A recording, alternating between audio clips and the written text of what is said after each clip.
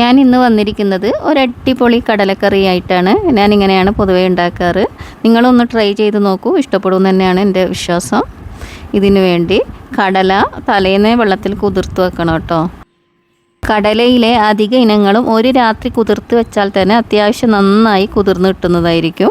പക്ഷെ ചില ഇനങ്ങൾ മാത്രമുണ്ട് 1.5 ദിവസമൊക്കെ വെച്ചാലാണ് നമ്മൾ ഉദ്ദേശിച്ച രീതിയിൽ കുതിർന്ന് കിട്ടുക. ഇനി നമുക്ക് തുടങ്ങാം. കടല കുതിർത്തത് കഴുകി കുക്കറിലേക്ക് ഇട്ട് കൊടുത്തിരിക്കുകയാണ്. എൻ്റെ അത്യാവശ്യം നന്നായിട്ട് കുതിർന്നിട്ടുണ്ട്.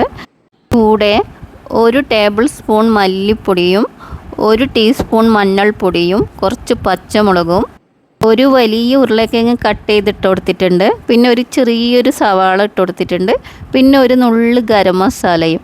എന്നിട്ട് ഇതൊക്കെ കുതിരുന്നവരെ നമുക്ക് വെള്ളം ഒഴിച്ചെടുക്കാം. കടല വേവാൻ അത്യാവശ്യം വെള്ളം വേണം.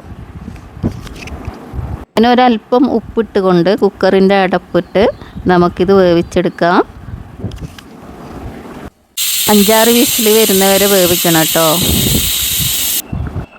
കുക്കറിൻ്റെ പ്രഷറൊക്കെ പോയ ശേഷം നമുക്കിതൊന്ന് തുറന്ന് നോക്കാം. എൻ്റെ കടല അത്യാവശ്യം വെന്തിട്ടുണ്ട്.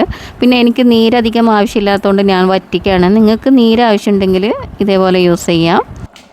ഞാനിതിലേക്ക് 2 ടേബിൾ സ്പൂൺ വറുത്തരച്ച തേങ്ങയും ചേർത്ത് കൊടുക്കുന്നുണ്ട്. അത് മിക്സിയുടെ ജാറിലിട്ട് അടിക്കുകയാണ്. തേങ്ങാ പേസ്റ്റിന് നമുക്ക് കറിയിലേക്ക് ആഡ് ചെയ്യാം. ഇങ്ങനെ ചെയ്താൽ നല്ല ടേസ്റ്റാണ് കേട്ടോ. നേരത്തെ ഇട്ട ഉരുളക്കിഴങ്ങൊക്കെ നീരോട് നന്നായി വെന്ത് ചേർന്നിരിക്കുകയാണ്. ഒരു പാൻ അടുപ്പത്ത് വെച്ച് 1.5 ടേബിൾ സ്പൂൺ വെളിച്ചെണ്ണ ഒഴിച്ചിട്ടുണ്ട്. എന്നിട്ട് ഞാൻ കടുക് പൊട്ടിച്ച് കടുക് പൊട്ടിയപ്പം ചെറിയ ഉള്ളിയില്ലേ അതൊരു 5-6 എണ്ണം അരിഞ്ഞിട്ടിരിക്കുകയാണ്.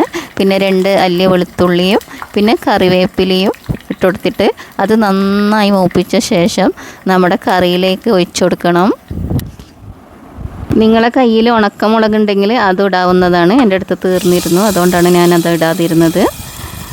ഇനി ഒന്ന് ഇളക്കിയ ശേഷം ഒന്ന് അടച്ച് വെച്ച് ഒരു 10 മിനിറ്റ് അല്ലെങ്കിൽ ജസ്റ്റ് ഒരു 5 മിനിറ്റ് അതിന് നമുക്ക് ഉപയോഗിച്ച് തുടങ്ങാം. വളരെ ടേസ്റ്റി ആയിരിക്കും. ഞാൻ സ്ഥിരം ഉണ്ടാക്കുന്നത് ഈ രീതിയിലാണ്. നിങ്ങളൊന്ന് ട്രൈ ചെയ്ത് നോക്കൂ, തീർച്ചയായും ഇഷ്ടപ്പെടും. Thanks for watching.